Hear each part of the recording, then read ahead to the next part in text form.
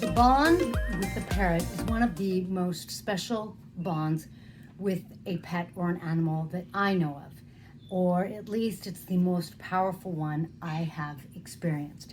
How do you create that bond with your parrot so that you can have all the parrot bliss that you want in your life and in your experience? Hi, I'm Kaylin, the author of the Parrot Bliss Bond, available on Amazon. And I have 18 species of parrots. Parrots are my bliss. I love parrots. Welcome to my bliss if you're new. And if you have been here before and you've subscribed, thank you so much for being here. I'm thrilled to share my bliss with you. Stick around.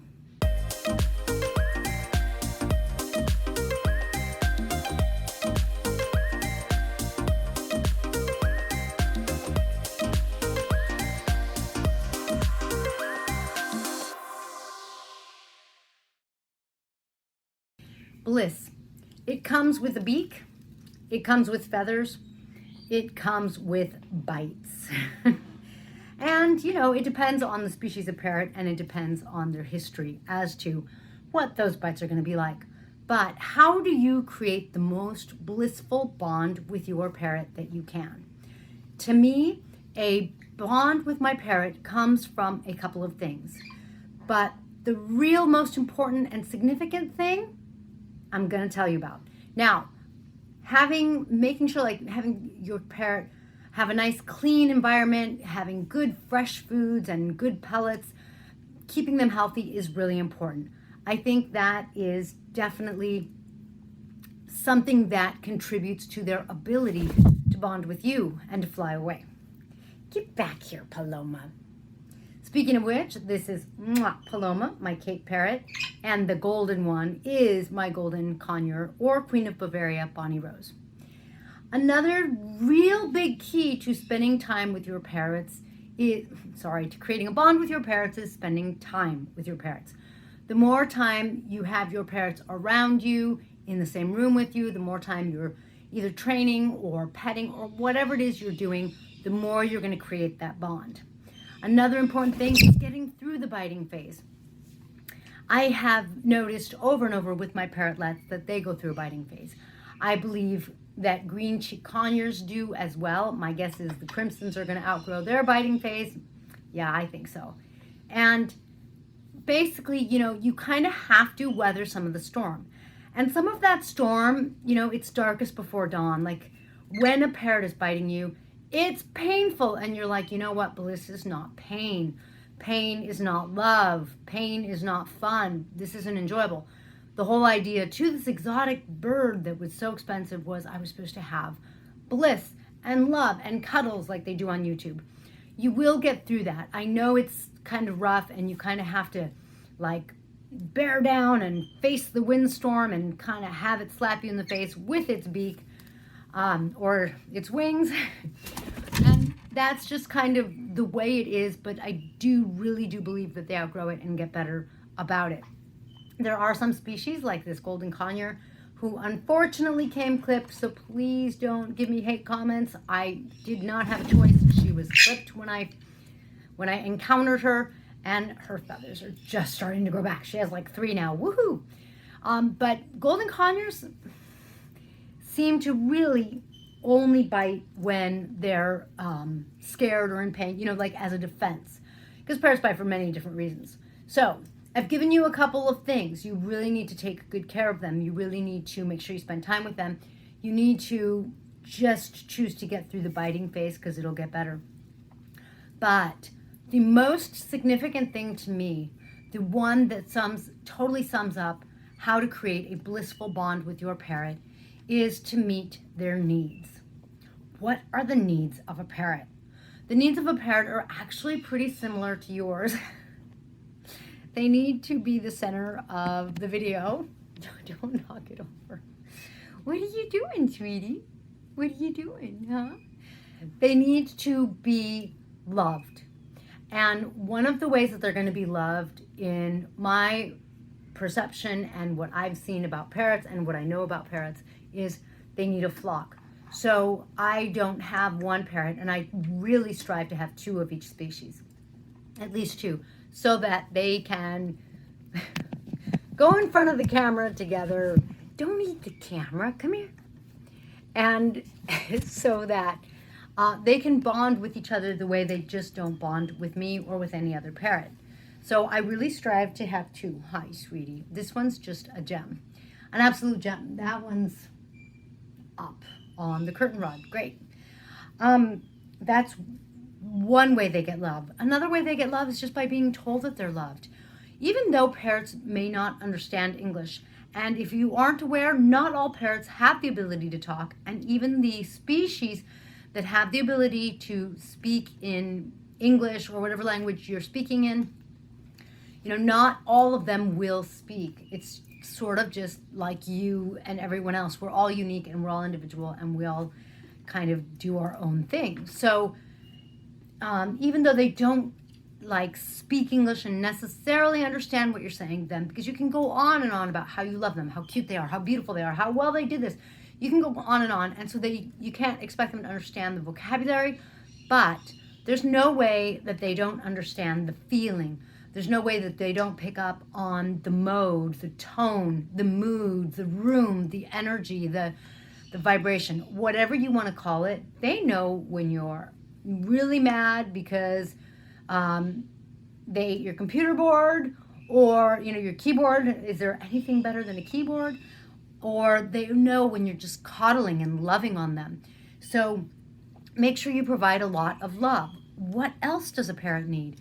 Well, they need a lot of acceptance, because they are so like us, because humans also need acceptance, but they are not so like us because we don't go around destroying things. I mean, some humans do, but you know what I mean. In other words, parrots are made to bite wood. They're made to take things apart, and they don't mind if it's made out of plastic. They'll make an exception, won't you? Won't you, sweetie? This little thing has learned to find a button, identify the button, and grab the button, kill the button, all in the blink of an eye. So if you blink, I can take no responsibility for any buttons you may have had before you met my Bonnie Rose. Bonnie Rose, aka button biter killer. Anyway, and it's like you get a new $50 blouse and it has a beautiful button and then it's gone and you're like, oh my God, I could kill you. But you can't. You have to accept the fact that Bonnie Rose, just like all of my other parrots, is trying to climb up the back of my computer screen. She's just a bird. She's just doing birdness. And basically, anything they do is birdness. Should you allow anything? Well, not necessarily. One of my Indian ringnecks bit the toe of one of my green cheek conures. I'm pretty she's just being a bird, and I'm gonna, oh my God, you're not allowed to hurt other birds in my house, in my flock. So I'm like, you know what? Your open door policy, your open cage policy just closed, unfortunately, because you're not allowed to hurt other birds. But, it's like you have to just do your best, because you want them to be a bird, and you have to understand when they're a bird. You want them to keep their parrotness, because a bond that is a Parrot Bliss Bond that's loving and wonderful, I don't think is one in which your parrot is super duper needy. The recipe for a super duper needy parrot is one whose needs are not filled. They don't have other parrots. They don't get a lot of time out of their cage. They get scolded when they walk around, across the camera. What you doing? What you doing? What you doing, huh? They're left in their cage. They get scolded when they bite the kitchen cabinet. That will create a very needy, unhappy, wounded bird that might wind up in a rescue. And it's a horrible and sad thing. And you'll have either no bond, or a needy bird, or just a bitey, screaming, plucking bird. So the opposite of all of that is this journey you take to find the balance between your bird being a bird.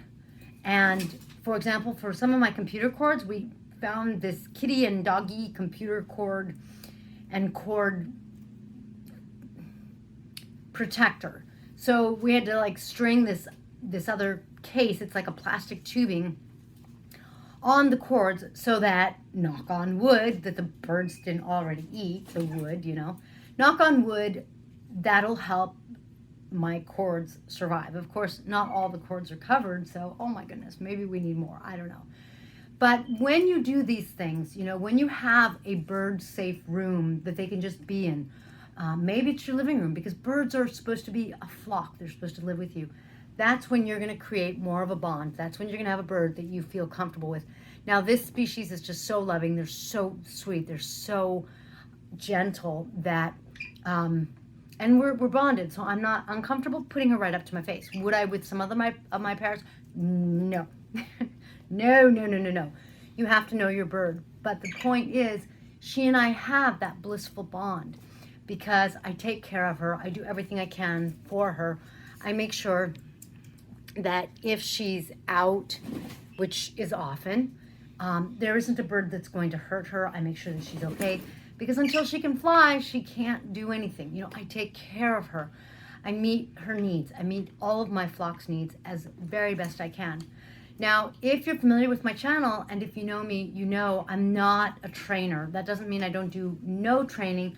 That means that's not my forte. My real forte is meeting needs. My real forte is understanding as best I can what my parrots need and providing it. My forte is being compassionate when they keep getting on my head. I don't particularly like birds on my head. I call them hats, but you know, it's still not necessarily, oh, are you trying to climb up and you can't? Are you trying to go up with your friend, huh? The two girls, Paloma, my cape, and Bonnie, they're very good friends. So I think she's trying to go up with her, and so she's going to the highest point to try to go up, but, you know, of course, she can't fly up, so the poor thing's just stuck there.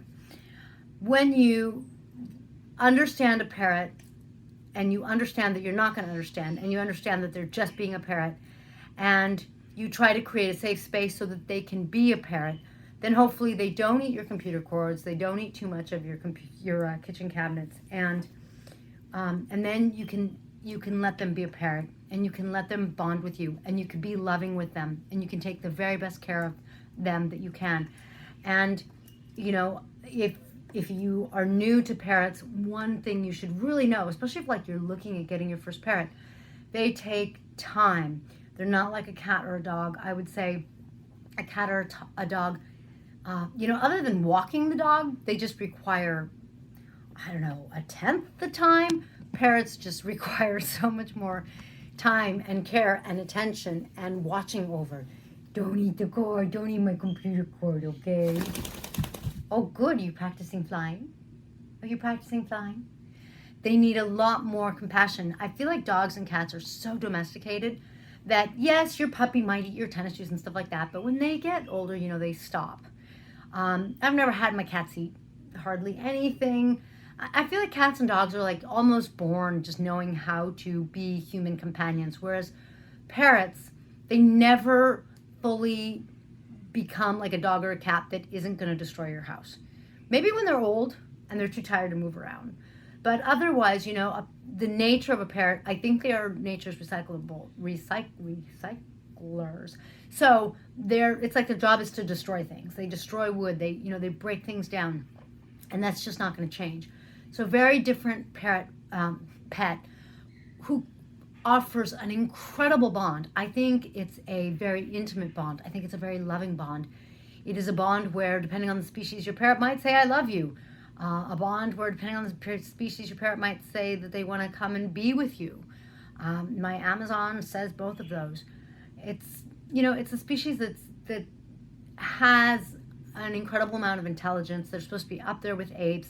I think they're like, apes are more intelligent than parrots are, you know.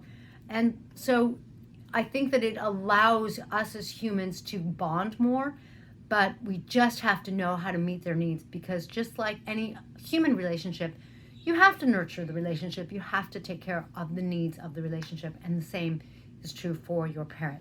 Here's to you having an incredible bond with your parrot, because I do think it's one of the most rewarding and wonderful things in my life, next to my family, next to my husband and my daughter, my immediate family, my mom, next to my family.